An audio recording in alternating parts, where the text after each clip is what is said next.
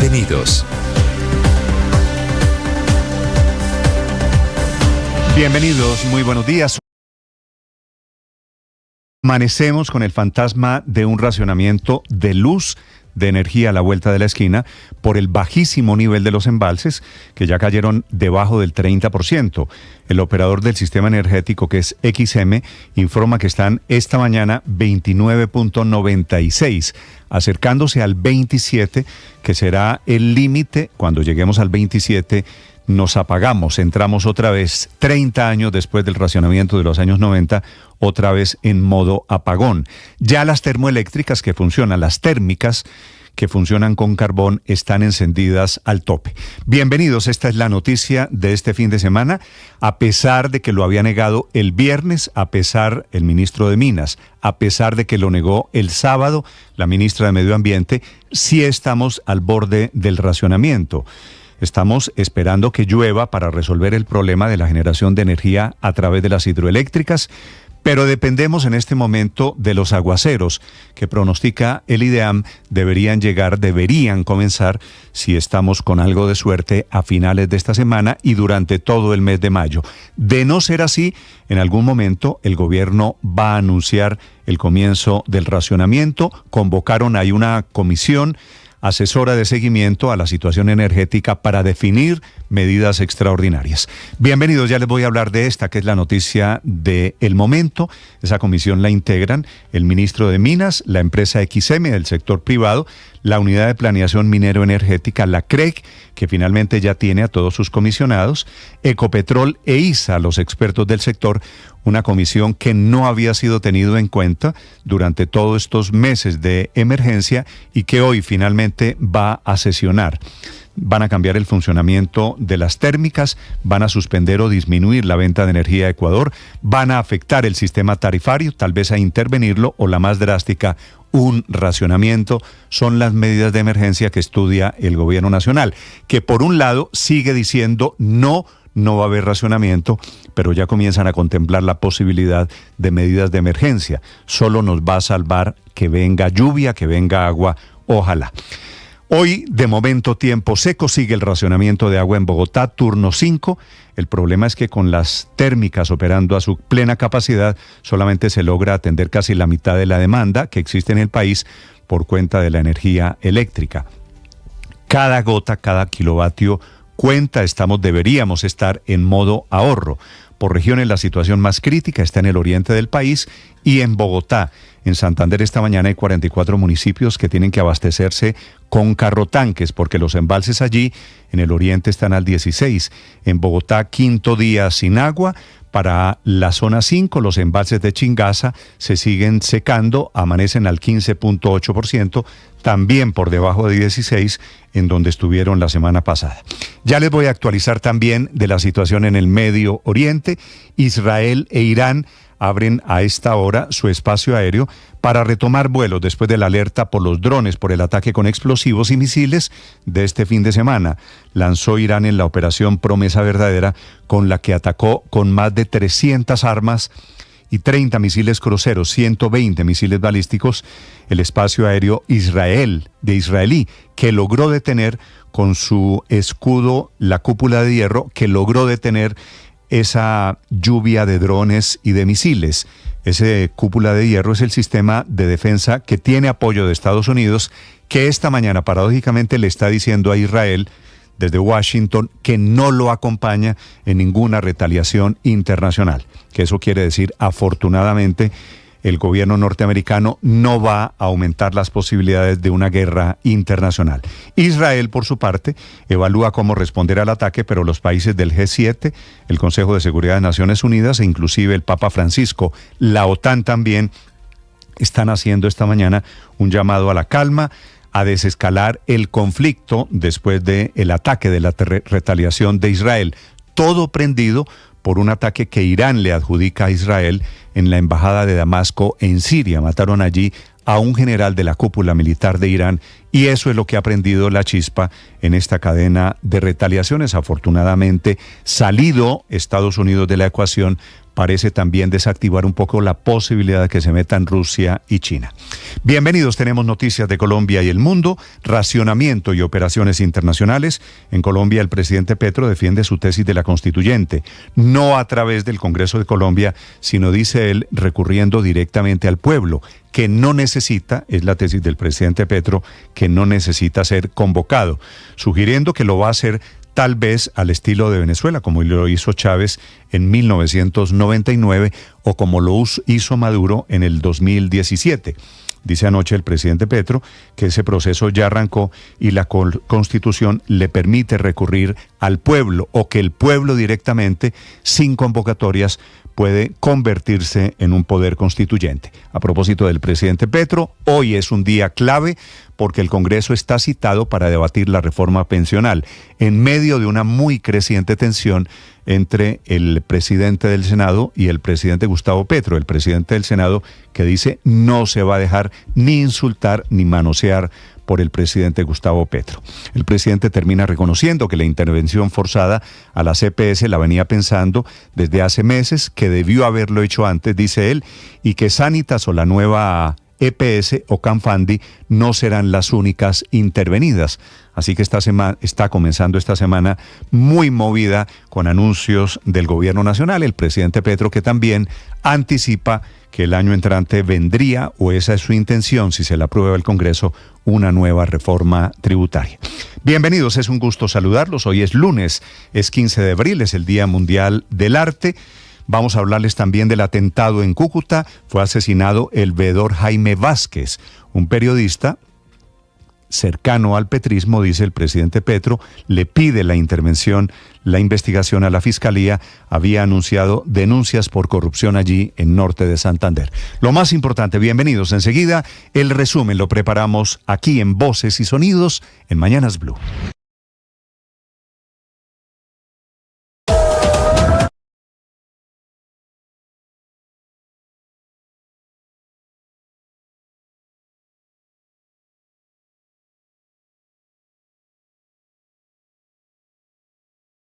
Israelíes insisten en que la República Islámica no logró su objetivo. Irán afirma que su respuesta fue exitosa y que será aún más contundente si hay una contraofensiva.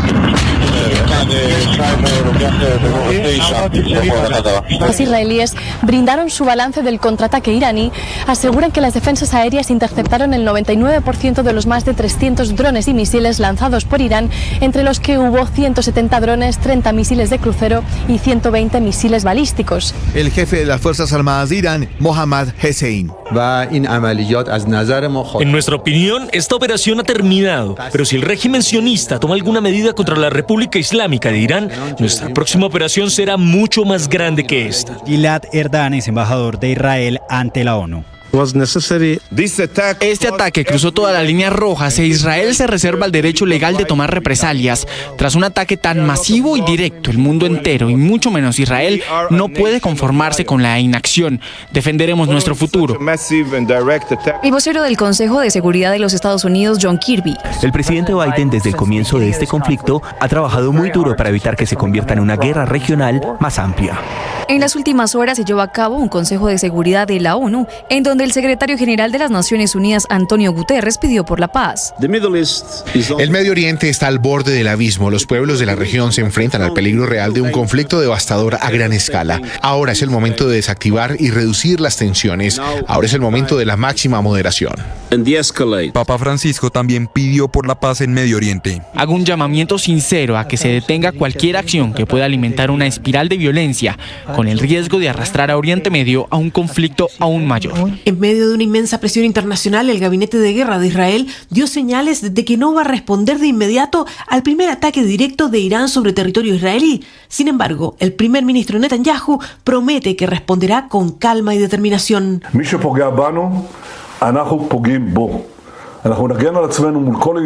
También se conocen nuevos detalles del ataque. Los iraníes le llamaron la operación Promesa Verdadera y la luz verde la dio el mayor general Hossein Salami, comandante de la Guardia Revolucionaria iraní. La Cancillería colombiana expresó su preocupación por la inestabilidad política que atraviesa Medio Oriente tras el ataque del sábado por parte de Irán a territorio israelí. Colombia solicita acatar las resoluciones de la Asamblea General y el Consejo de Seguridad de las Naciones Unidas y a la comunidad internacional para emprender acciones hacia la paz, incluida la convocatoria a una conferencia internacional en esa región.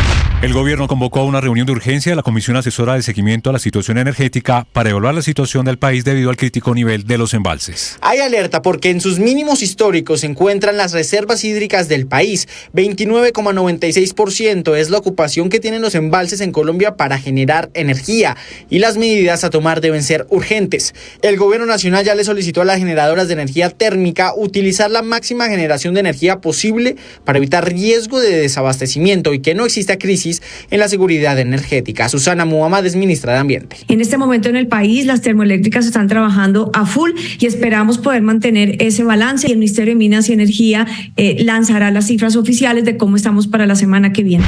Bien, en Bogotá hace 3 años la empresa de acueducto y alcantarillado de Bogotá viene observando, sin contarlo, que los niveles del envase de Chingaza venían estructuralmente disminuyendo. ¿Por qué no se hizo nada? Había un tiempo. ¿Por qué no se informó a la opinión pública? ¿Por qué se ocultó? De esta manera, el presidente de la República, Gustavo Petro, responsabilizó al acueducto de Bogotá por los bajos niveles del embalse de Chingaza. No estamos haciendo lo suficiente para el ahorro de agua y el embalse de Chingaza sigue disminuyendo. El distrito no descarta medidas más drásticas. El domingo a las 8 de la mañana finalizó el tercer turno en donde se gastó 16.000 litros de agua por segundo. Hoy inicia el 5 a las 8 de la mañana en donde se encontrarán 5 localidades y 614 barrios. La procuradora Margarita Cabello abrió investigación disciplinaria contra el ministro de Minas Andrés Camacho por no acatar la orden de hacer respectivos los nombramientos en la CREC. Hemos acompañado una acción de cumplimiento que ordenó que se hicieran los nombramientos en propiedad. Y no obstante, el señor ministro sigue informando que no ha podido encontrar a los técnicos especiales para poder hacer los nombramientos en propiedad. Así respondió el ministro de Minas. No, creo que la procuradora estudió un poquito más. La nominación la hace el presidente. La procuradora está cumpliendo su tarea y pues las investigaciones se avanzan, se dan. El presidente Gustavo Petro concedió una entrevista al canal RCN y allí habló sobre la propuesta de la Asamblea Nacional Constituyente y respondió si lo haría por la vía de un decreto o un estado de conmoción interior, tal y como lo han sugerido algunos sectores políticos. Pero en todo caso, eso depende de la población. Claro, le reitero, no saltándose el procedimiento que dice la Constitución, no a través de una emergencia, no a través de una conmoción. Los invitaría a que miraran menos la forma que el contenido. No, pero las formas legales y constitucionales son importantes, presidente, en un Estado de Derecho. Pero sin contenido no hay formas. Los senadores Antonio Correa, Julio Chagui, Julio Alberto Elías Córdoba y Juan Carlos Garcés presidieron la reunión con varias EPS y el Ministerio de Salud, que terminó con el anuncio de que varias de estas entidades querían transformarse en gestoras de salud y vida. Antonio Correa es senador y una de las personas que apeló la decisión del hundimiento. Lo que esperamos es que se resuelva la apelación presentada a la mesa directiva del Senado de la República para que avance la discusión y el trámite de la reforma a la salud. Desde este sábado 13 de abril comenzó a regir el ajuste en los precios de la gasolina y en la CPM en el país. El incremento fue anunciado por el Ministerio de Minas y Energía y, sin embargo, el gremio de los transportadores aseguran que el ministro de Hacienda incumplió su palabra.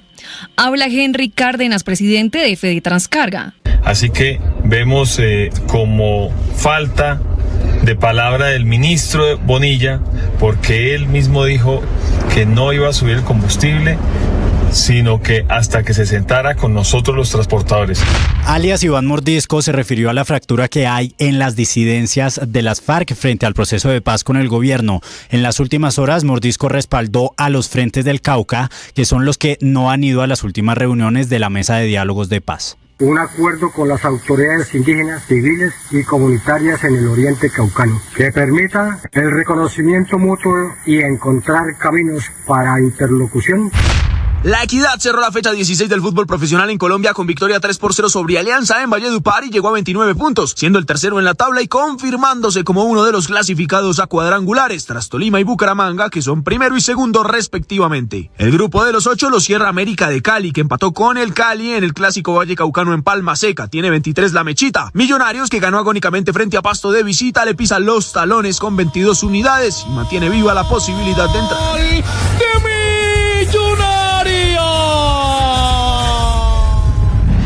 Estás escuchando Blue Radio.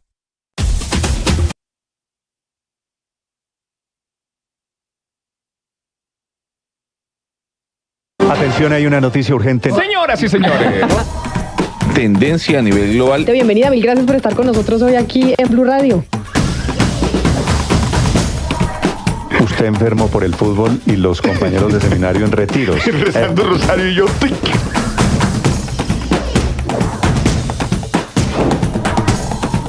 Hay noticia del momento urgente en Blue Radio. Blue, más que radio.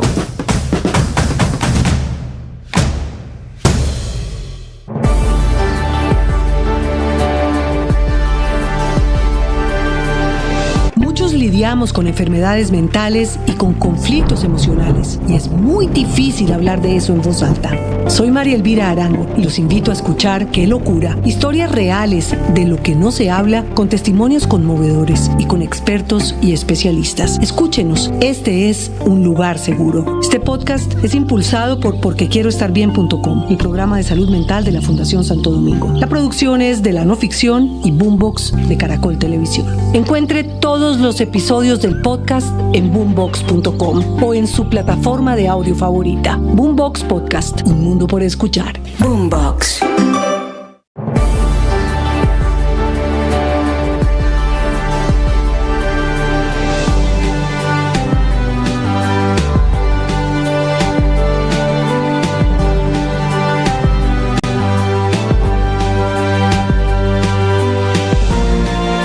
Esta es Blue Radio, la alternativa. Llovió la guerra este fin de semana sobre territorio israelí, una lluvia de cohetes, de drones, de misiles lanzados por Irán, afortunadamente detenidos por la cúpula de hierro, que es el sistema de baterías antiaéreas de Israel, pero también de Estados Unidos. Y Estados Unidos le notifica a Israel que hasta ahí va su apoyo, afortunadamente desactivando las alarmas de que no se va a prender, no de momento, una guerra internacional. 6 de la mañana, 17 minutos. A esta hora en Israel la situación es relativamente calmada, a pesar de que la pregunta no es si Israel va a contraatacar, sino cuándo y cómo será ese contraataque. Después de los 185 drones, de 36 misiles teledirigidos, de 110 misiles, desde Tel Aviv en Israel. Rocío Fresco. Néstor, buenos días. Los ataques de Irán contra Israel la noche del sábado han significado una escalada de la violencia a nivel regional. Las alarmas se habían disparado en la zona sur y norte de Israel y las autoridades de defensa civil ordenaron a la población a acudir a los refugios o cuartos de seguridad. El primer ministro israelí Benjamin Netanyahu anunció que en Israel estaban preparados para un ataque directo de Teherán. Ciudadanos de Israel, en los últimos años y aún más en las últimas semanas, Israel se ha estado preparando para la posibilidad de un ataque directo por parte de Irán. Nuestros sistemas de defensa están desplegados. Estamos preparados para cualquier escenario, tanto defensiva como ofensivamente. Según fuentes oficiales, 185 drones, 36 misiles teledirigidos y 110 misiles balísticos con cargas explosivas fueron interceptados por los sistemas de defensa aérea de Israel, cuya pieza principal es la cúpula de hierro o Iron Dome, que utiliza un sofisticado radar para detectar e interceptar cohetes de corto alcance, misiles y aviones no tripulados. Israel utiliza además el sistema Arrow para interceptar misiles de largo alcance, incluidos los que Irán dijo haber lanzado contra el país el sábado. El Arrow opera fuera de la atmósfera, se ha utilizado en la guerra actual para interceptar misiles de largo alcance lanzados por militantes husis desde Yemen. Las defensas aéreas de Israel también incluyen el David's Sling, diseñado para interceptar misiles de medio alcance como los que pasa o lanza Hezbollah desde el Líbano, y los misiles Patriot, el componente más antiguo de las defensas del país. El portavoz del ejército israelí, Daniel Hagari, consideró la eficacia de los sistemas, ya que solo se registraron daños menores en una base aérea al sur de Israel y una niña beduina del sur, quien resultó gravemente herida. Daniel Hagari aseguró que se logró neutralizar el 99% de las amenazas, y gracias también a la colaboración de Estados Unidos, Inglaterra, Francia y Jordania al ataque sin precedentes de Teherán. Interceptamos el 99% de las amenazas lanzadas contra el territorio de Israel. Este es un logro estratégico muy significativo. El mando del Frente Interno de las Fuerzas Armadas israelíes ha levantado este lunes de madrugada las medidas impuestas el sábado, por lo que se retomarán las actividades educativas, se volverán a permitir las reuniones de más de 1.000 personas y los lugares de trabajo funcionarán sin restricciones. Sin embargo, en la línea del conflicto y en el perímetro de Gaza aún permanecen sujetas a restricciones. Mientras el gabinete de guerra, compuesto solo por 3 miembros, fue autorizado a sopesar la respuesta de Israel, que por el momento parece no ser inmediata. Uno de sus miembros, el ministro de Seguridad Yoav Gallant, advirtió que el evento aún no ha finalizado. Por su parte, el primer ministro Benjamín Netanyahu, quien encabeza el gabinete de guerra, hizo un breve comentario. Hemos interceptado, hemos contenido, juntos venceremos, dijo. Desde Tel Aviv, Reina Fresco, Blue Radio. Gracias, Reina. Son las 6 de la mañana, 21 minutos. Ese sistema, el de baterías, la cúpula de hierro, fue operado y fue el que salvó a Israel con el apoyo de Estados Unidos. Esta mañana el presidente Biden está felicitando a sus tropas, pero también al tiempo notificándole a Estados Unidos que no participará en ninguna operación de represalia contra Irán o contra intereses iraníes, que es una buena noticia. Sería aumentar la llama de una guerra internacional. Desde Washington, a esta hora, Juan Camilo Merlano. Néstor, buenos días. En lo que sí participó directamente Estados Unidos fue en la defensa de Israel a más de 300 amenazas entre drones y misiles lanzados desde Irán. El Comando Central, que es el que tiene jurisdicción sobre el Medio Oriente, ya había posicionado destructores como por ejemplo el USS Carney, que derribó varios misiles, así como también había baterías de misiles tierra-aire Patriot que lograron derribar múltiples drones iraníes. Ese domo de hierro de Israel ha venido siendo perfeccionado gracias precisamente al respaldo de los Estados Unidos durante años. Fue un éxito y la superioridad militar de Israel fue clarísima a juicio de la Casa Blanca. Por eso Biden le está diciendo a Netanyahu que tome esa victoria, que no es necesario responder y que si llegan a hacerlo, Estados Unidos no va a participar en esa respuesta. En las últimas horas el mandatario se comunicó con los comandantes de 2 escuadrones que derribaron misiles y drones para felicitarlos. No, that's not hyperbole, man. Both these squadrons, you're incredible, absolutely incredible. You made an enormous difference, potentially saving a lot of lives, and thanks to extraordinary skill. No es una hipérbole, decía el presidente Joe Biden. Ambos escuadrones son increíbles, hicieron una diferencia enorme, salvando muchísimas vidas gracias a unas habilidades extraordinarias. Estados Unidos ayudó a Israel a derribar todos esos misiles. Allí luego decía que lo que hacían lo enorgullecía a él y a Estados Unidos. Y la gran pregunta ahora es ¿qué hará Israel ante los llamados a la mesura y a la moderación que no son solo por parte de Estados Unidos, sino por parte de la comunidad internacional? Eso quedó claro ayer durante una sesión de emergencia del Consejo de Seguridad de Naciones Unidas y por el mensaje del secretario general Antonio Guterres. The Middle East is on the brink. The people of the region are confronting a real danger of a devastating full-scale conflict. Now is the time to defuse and de-escalate. El Medio Oriente está al borde del abismo. La gente en la región está enfrentando el riesgo real de un conflicto devastador y a gran escala. Ahora es el momento para desescalar. Ahora es el momento para la máxima moderación, advertía el secretario general. No obstante, también hubo un cruce de señalamientos y de advertencias entre Israel e Irán. El tono del embajador de Israel fue desafiante. Escuchemos a Gilad Erdan. This attack crossed every red line. Israel reserves the legal right to retaliate. We are not a frog in boiling water. We are a nation of lions. Following such a massive and direct attack on Israel, the entire world. Este ataque cruzó todas las líneas rojas e Israel se reserva el derecho legal de tomar represalias. No somos ranas en agua hirviendo, somos una nación de leones. Tras un ataque tan masivo y directo, el mundo entero y mucho menos Israel no puede conformarse con la inacción. Defenderemos nuestro futuro, decía el embajador. También estuvo presente el representante de Irán, Saeed Iravani, quien reiteró que su país no busca una confrontación más amplia, que tampoco busca enfrentamientos contra Estados Unidos, pero que tienen el derecho a defenderse y que precisamente ejercieron ese derecho a la defensa con este ataque del fin de semana, que fue una retaliación al bombardeo de su consulado en Siria por parte de Israel.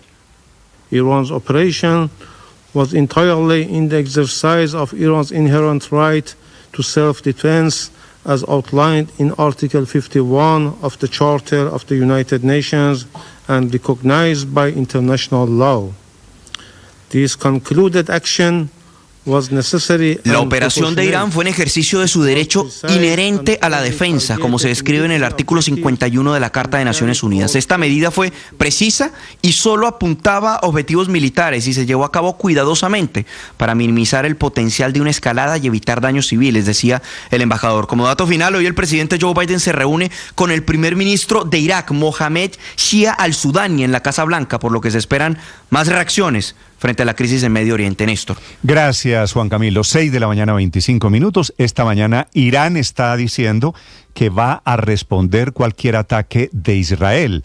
Por supuesto, se están mostrando los dientes. Las imágenes que ustedes ven, quienes están conectados al canal de YouTube, son las imágenes, por un lado, del bombardeo, de la lluvia de drones, de misiles lanzados por Irán, pero por el otro lado, de arriba para abajo, esos misiles iraníes, de abajo para arriba, la respuesta de la batería, de la ola de misiles y drones desde Israel, que lograron contener el ataque. Unas imágenes casi de guerra del siglo XXI. 6:26 minutos. Esta mañana están suspendidas las clases en los colegios en Israel a la espera de hechos de guerra, desafortunadamente. Silvia Carrasco. Sí, Néstor, las clases están suspendidas, fue todo el día de ayer, todo el día de hoy, pero los ultraortodoxos están oponiéndose a eso y están desafiando al gobierno y abriendo las escuelas. Decías tú que esto parecía una guerra del siglo XXI, porque antes escuchábamos los drones, como lo que sintieron los israelíes cuando toda esa bandada de drones comenzó a atacarlos, pero el otro sonido es cómo comenzó en la defensa de israelí. Así se escuchaba, este es el audio liberado por el propio ejército israelí.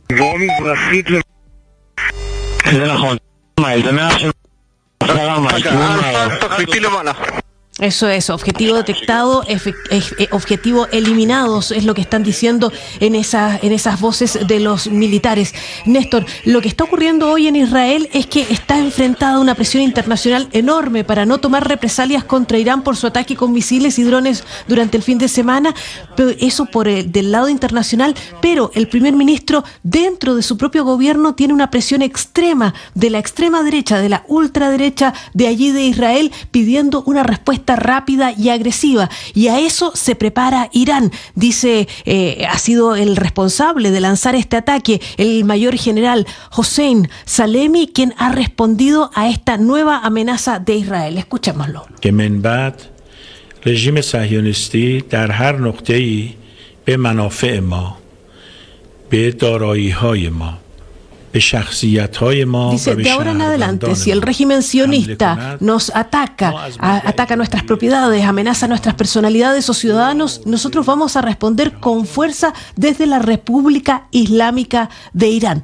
Por lo tanto, si bien el gabinete de guerra de Israel no ha tomado la decisión todavía de cuándo ni cómo va a responder, no hay ninguna duda de que Israel sí va a responder, y también tenemos la confirmación por parte de Irán de que va a haber una respuesta. Hay que ver si esa decisión de Estados Unidos de no acompañar a Israel en la respuesta puede detener algo, pero el temor, Néstor, es que esto se va extendiendo hacia un conflicto internacional. Mientras tanto, allí en Gaza siguen los ataques. La gente del sur se está desplazando masivamente hacia el norte, a pesar de las advertencias del ejército. La gente dice que ya no soporta estar en el sur, que es intolerable el hacinamiento. Y hay un último detalle, Néstor. La única niña que resultó herida en aquel ataque de los iraníes se trata de una niña de 7 años, beduina. Ella es de la población árabe. Son 300.000 personas de poblaciones que no son reconocidas por Israel y que viven en el desierto y por lo tanto no tienen servicios, no tienen electricidad, no tienen agua,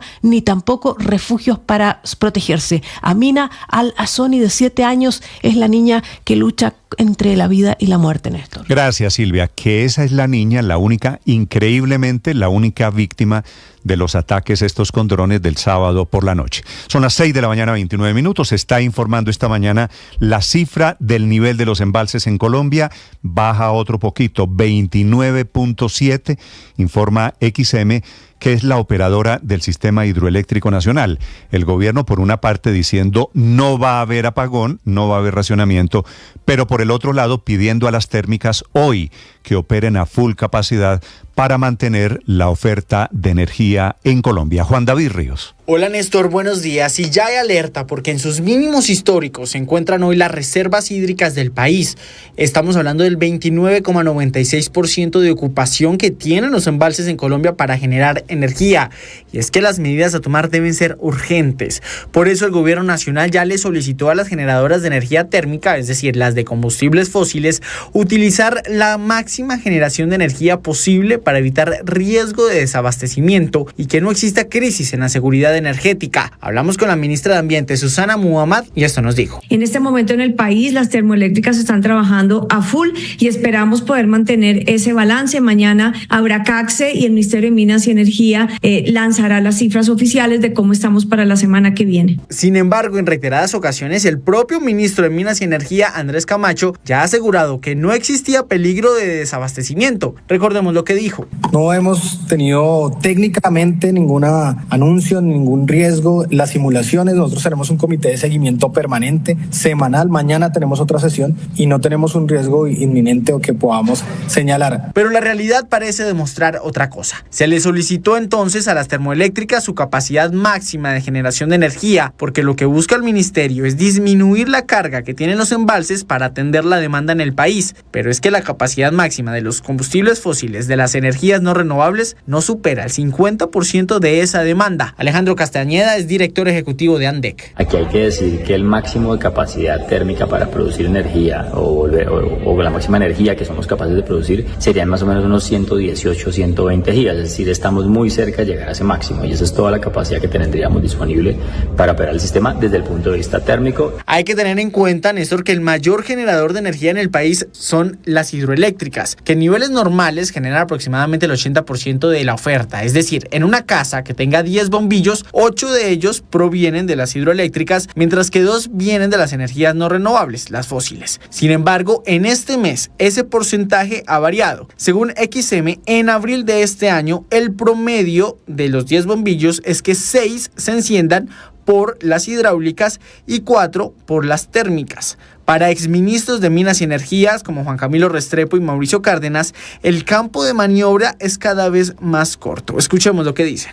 El parque térmico tiene unos límites, provee trabajándolo a full, completamente todo, entre el 47 y 48% de la energía que consume el país. Pero si la capacidad de generación hidráulica sigue disminuyendo, pues llega un punto en que ya la térmica no puede dar más. Aún teniendo todas las termoeléctricas operando a plena capacidad, solo logran llenar más o menos la mitad de la demanda que existe en el país por energía eléctrica. Es decir, nosotros dependemos de la energía hidroeléctrica, del agua. Entonces, como hay escasez de agua y ya todos somos conscientes que tenemos que ahorrar agua, también tenemos que ahorrar energía eléctrica, porque cuando uno prende un bombillo es exactamente igual a cuando abre la ducha. Y ante este panorama continúa también las medidas de racionamiento en Bogotá por el agua, pero las noticias no son alentadoras, y es que el consumo de agua aumentó levemente y la tendencia en las zonas 1 y 2 llegó al ahorro de 15.85 metros cúbicos por segundo. Y la tercera zona, la que fue el sábado, el consumo fue de 16,5 metros cúbicos por segundo. Un leve aumento que no debe continuar para así llegar a la meta de 15 metros cúbicos por segundo, la meta que propuso el alcalde Carlos Fernando Galán. Y la escasez de lluvias se suman a la crisis que vive, por ejemplo, el embalse de Chingaza. Esto dice Alfred Ballesteros, quien es el director de la CAR. Todo el tiempo le estamos sacando a este gran depósito de agua el recurso hídrico que estamos consumiendo los bogotanos y los habitantes en la sabana.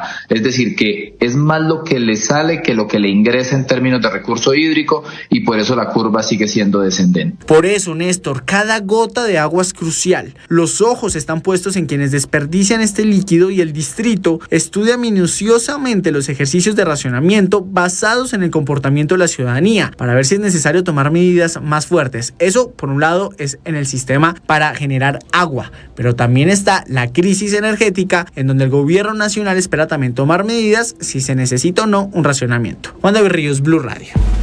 Paola Ochoa es periodista. Está en Mañanas Blue.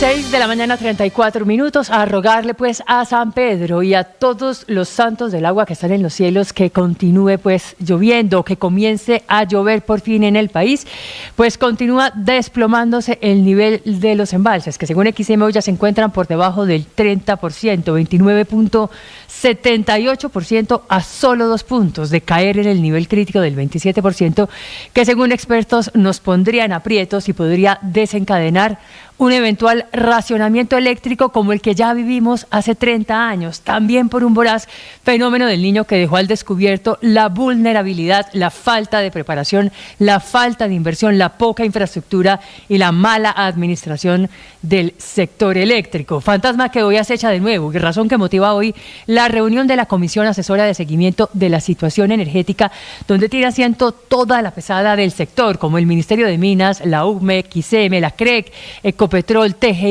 ISA y la Superintendencia de Servicios Públicos, y razón que también motivó la resolución 40-116 del Ministerio de Minas de este fin de semana, donde le ordena a las plantas de generación térmicas que funcionan a gas, carbón o con combustibles líquidos y que son todo el respaldo del sistema cuando hay precisamente problemas con el agua, les ordena que suban a toda velocidad del motor y que generen la máxima capacidad que les sea posible, pasando así de 108 gigavatios hora día a 120 gigas, con lo cual subirían del 40 al 50% su participación en la demanda diaria de energía para quitarle carga a las hidroeléctricas que funcionan con agua, que en todo caso tienen que seguir funcionando, tienen que seguir operando y atender el otro 50% de la demanda diaria de energía en medio de un fantasma de racionamiento que crece con las horas, y ante la falta de agua, no obstante, el IDEAM pronostica lluvias a partir del próximo fin de semana.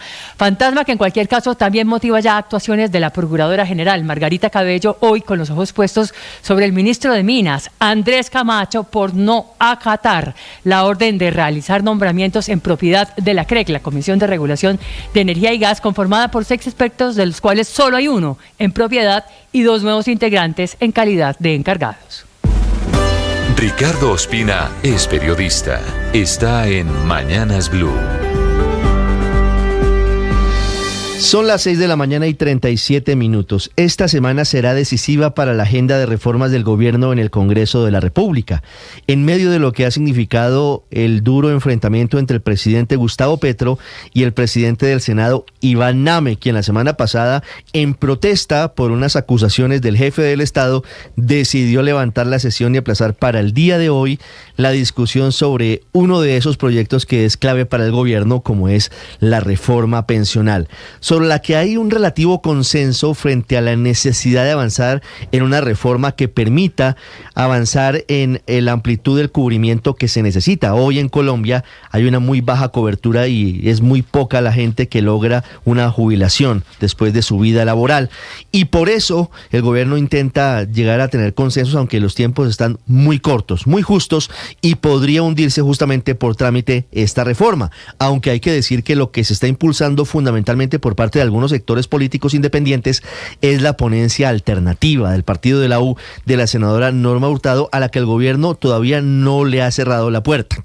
De manera paralela se han venido adelantando una serie de reuniones. El gobierno intenta restablecer una mínima coalición que le permita sacar adelante sus reformas. Se habla de al menos 8 senadores del partido de la U y de congresistas de otros partidos que estarían en ese grupo y que le darían al gobierno un colchón para intentar sacar adelante sus reformas.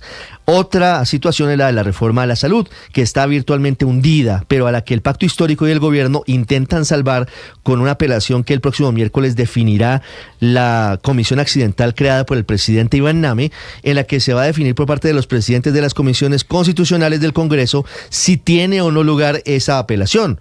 Muy pocos ven la posibilidad de que esto sea exitoso, lo cual haría trámite a que la reforma a la salud definitivamente se hunda, lo cual nos llevaría a un escenario que todavía no conocemos frente al gobierno del presidente Petro, que afronta dificultades en otro frente, y es que se siguen conociendo presuntas violaciones a los topes de la financiación de su campaña en el 2022.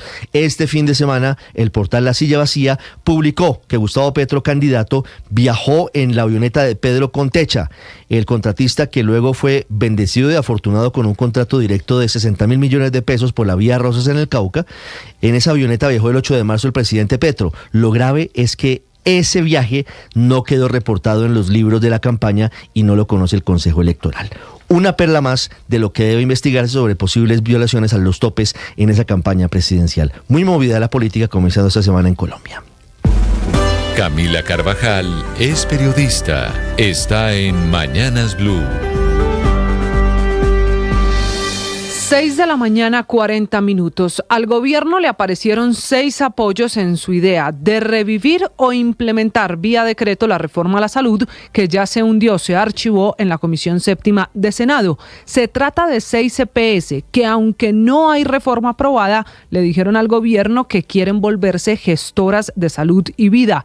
Esas EPS son Mutualser, Cosalud, Salud Total, Capital Salud, Familiar Deco y Caja Copy, que juntas tienen casi 14 millones de afiliados, que están en el Caribe colombiano, en Bogotá, Nariño, Boyacá y Meta principalmente, y que dicen quieren volverse gestoras luego de largas reuniones con el gobierno y parlamentarios del Pacto Histórico, y dicen en la carta varios senadores del partido de la U, para que vea cómo se mueve la política también afuera del Congreso. Volverse gestoras significa estar de acuerdo con el giro directo, porque dejarían de ser aseguradoras y la plata a las IPS o clínicas que presten servicio a sus afiliados llegaría directamente de la ADRES, aunque con 5 o 6% de ese pago a ellas, por lo que se considera proceso administrativo, como decía el texto que se hundió.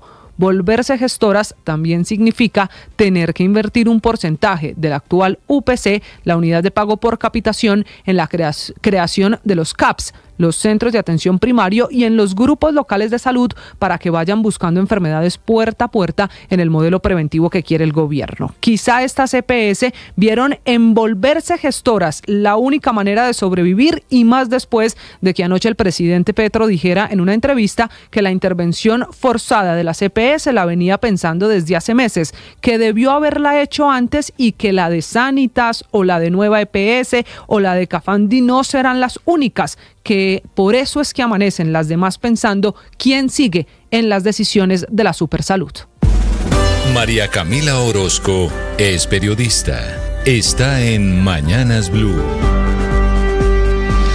Ya son las 6:42 de la mañana. Como estaba previsto y sin ningún contratiempo, la disidencia de las FARC se salió con las suyas en Caquetá. Inauguraron con bombos y platillos el Colegio Internado Agropecuario Ambiental, que lleva el nombre de Miguel Botache Santanilla, que es conocido en el mundo del crimen como Gentil Duarte, el temido líder del histórico Frente Primero de las FARC.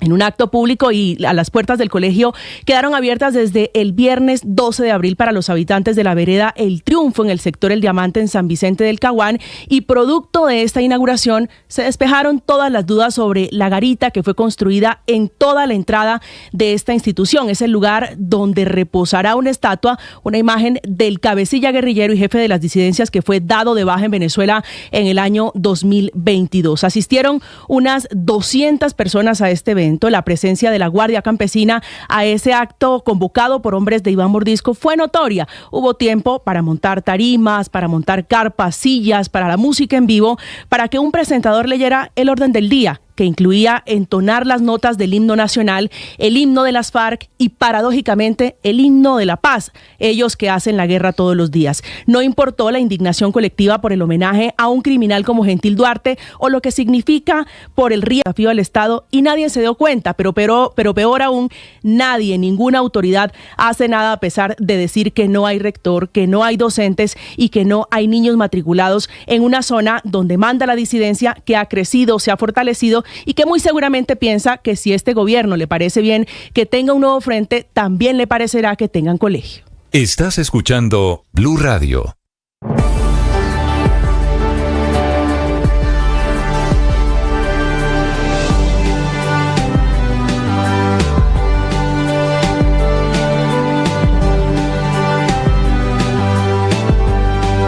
Atención, hay una noticia urgente. Señoras y señores.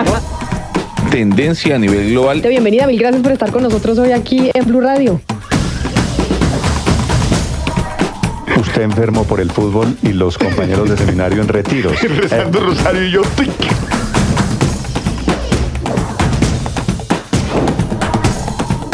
En noticia del momento urgente en Blue Radio. Blue, más que radio.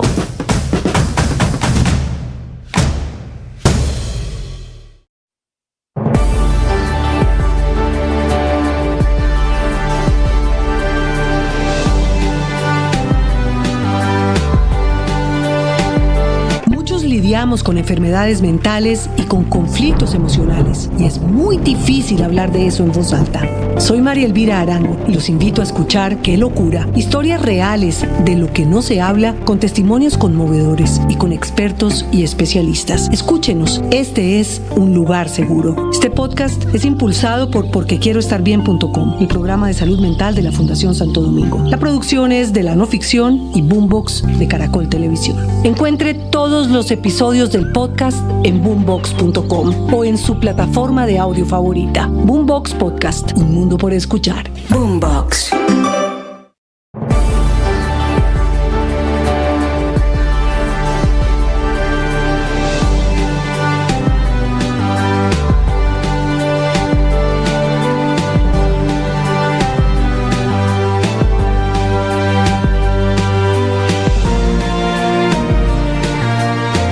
Esta es Blue Radio, la alternativa.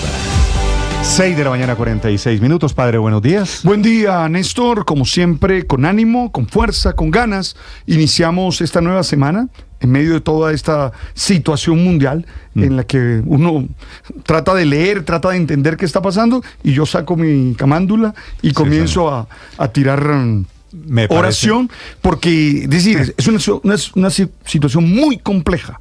Comienzo a tirar oración, quiere decir, estamos rezando. Dale, porque es que yo hago oración con mi rosario, me pongo ahí y he estado leyendo mucho, tratando de entender.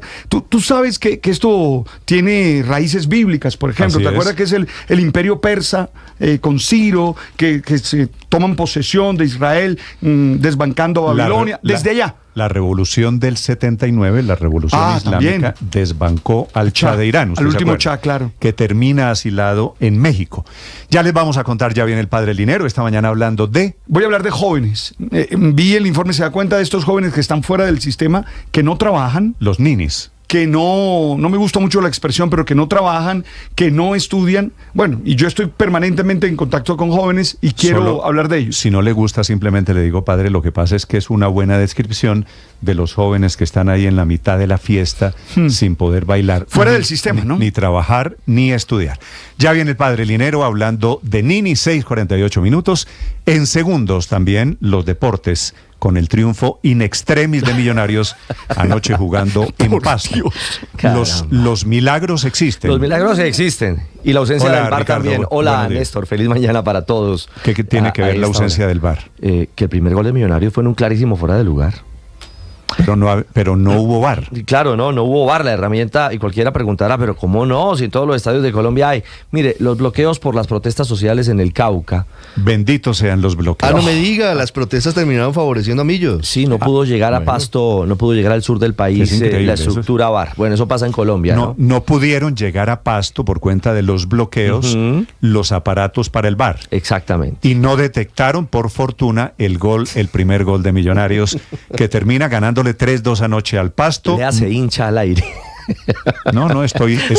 ¿Qué de lo que digo no es correcto? No, es la verdad, es cierto. El gol de Leo Castro estaba en fuera de lugar, la asistencia de Cataño, no existió mejor la herramienta del VAR para el partido entre Pasto y Millonarios.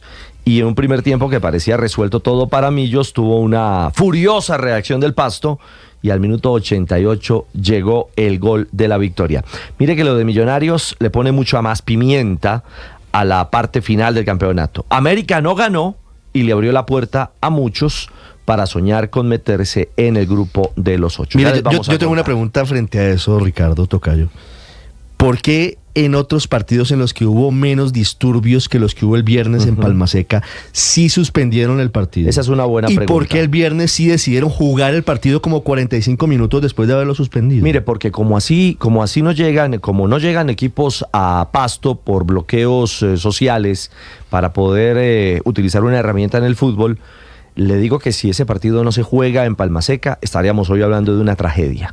Es decir, era una caldera, la situación social y deportiva, esa mezcla tan triste y particular que también se vive en un momento determinado en Cali y sobre todo en ese entorno de Palmaseca para el fútbol, ha enrarecido realmente mucho el entorno. De eso vamos a hablar más adelante, así como de la buena victoria de Colombia, nuestras jugadoras de la selección sub-20 que arrancaron con victoria al Suramericano en Ecuador. Ya vienen los deportes, el fútbol, 6 de la mañana, 50 minutos. Hay una noticia de última hora.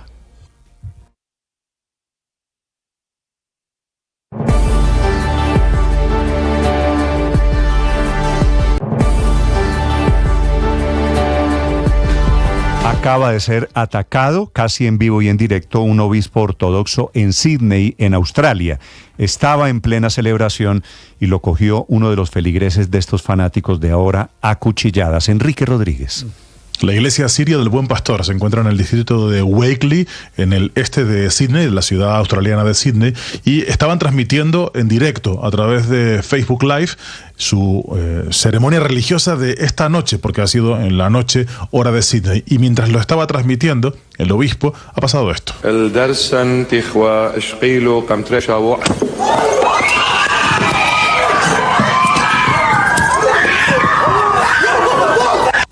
Apenas 10 segundos. En ese momento se corta la transmisión y en el vídeo se observa como un hombre vestido de negro se acerca al altar y apuñala al sacerdote en repetidas ocasiones mientras los feligreses, que son quienes gritan, se acercan a socorrerle. El balance por el momento, según las autoridades australianas, es de 5 personas heridas, ninguna de ellas de gravedad, y el atacante, que no ha sido identificado por el momento, ha sido detenido por agentes de la policía. De hecho, en redes sociales están circulando imágenes también de cómo los feligreses y las personas del barrio donde se ha producido este ataque han tratado de sacar por la fuerza del vehículo patrulla de la policía a donde se encontraba el atacante con intención de lincharlo, aunque finalmente no han podido hacerlo. Recordemos que este ataque se produce apenas 48 horas después de otro que tuvo lugar también en la ciudad de Sídney, en un centro comercial, donde una persona con sus facultades mentales alteradas mató a 7 personas también en un ataque que realizó con arma blanca. De esas muertes, la mayoría de ellas 5 eran mujeres. Por eso las autoridades australianas consideran que ese ataque se debe a un feminicidio y por el momento no conectan un ataque con otro, Néstor.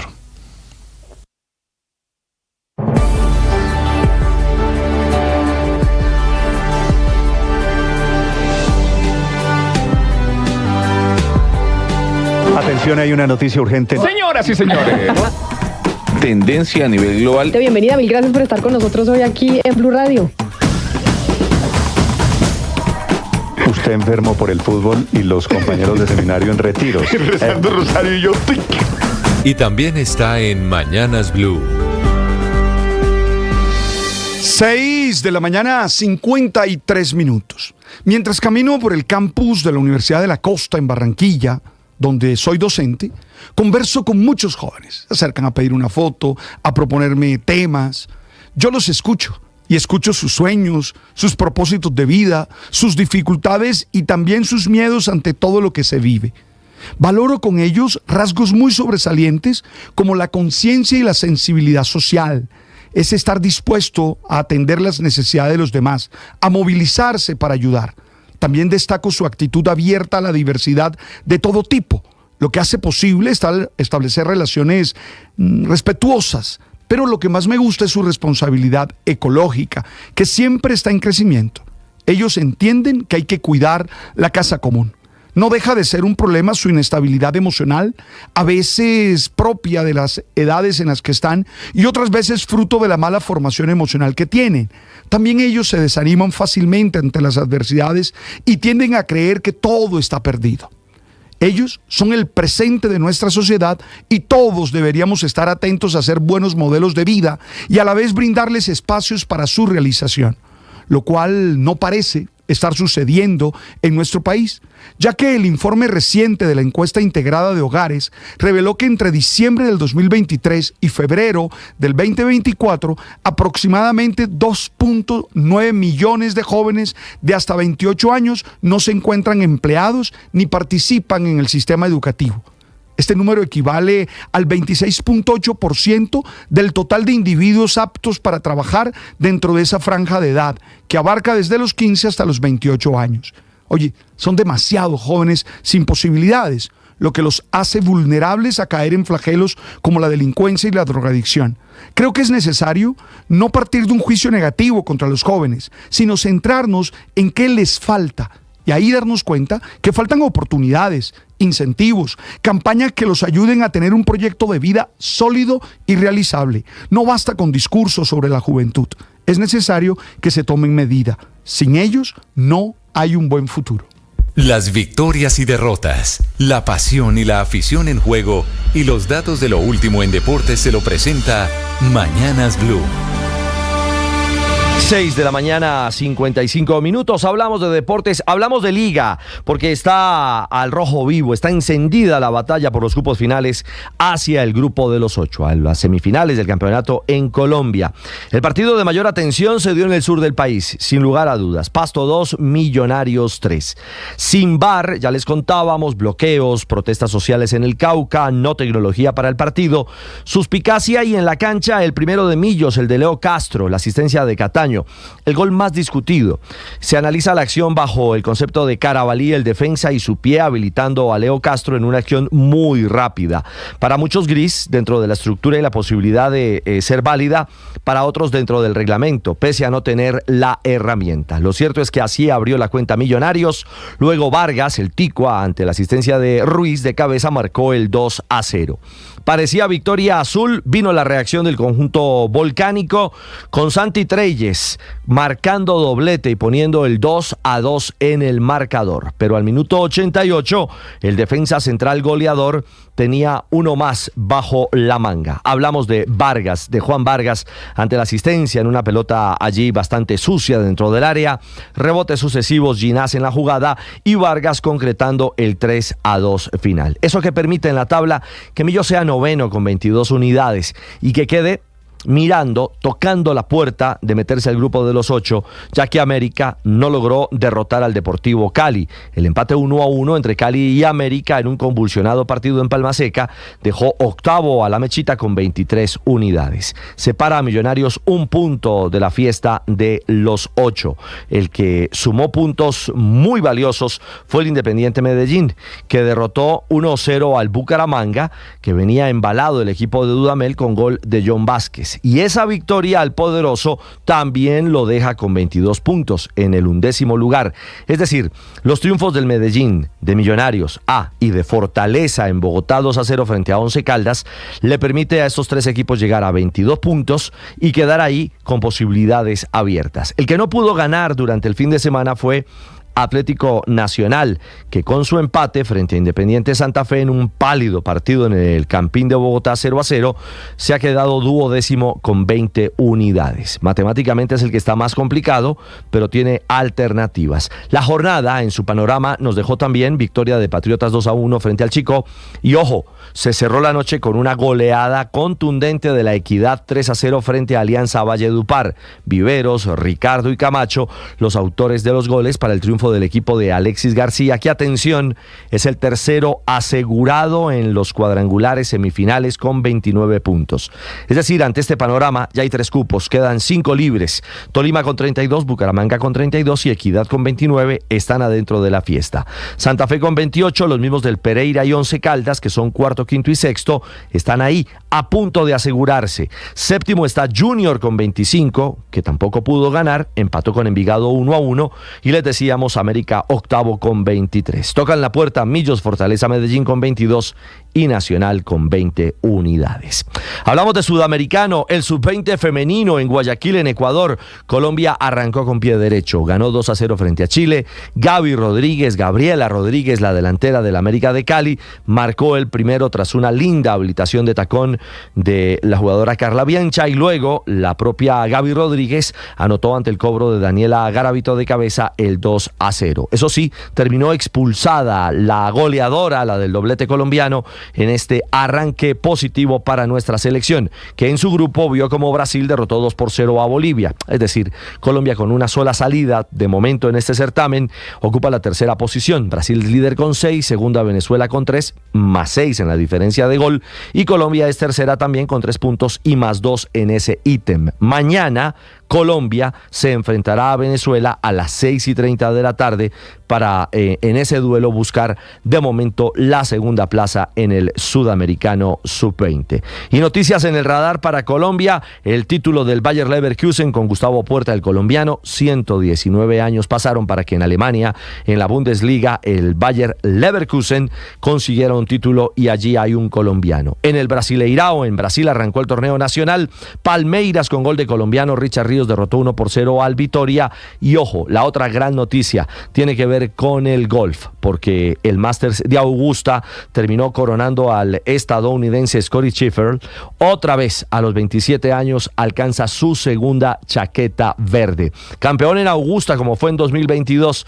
Y algo particular, Scheffler ganó en el 22, vistió con su chaqueta a Ram, el español, y ahora Ram, el vasco, le devuelve la chaqueta. Es decir, se han convertido en los dos máximos símbolos de este deporte a nivel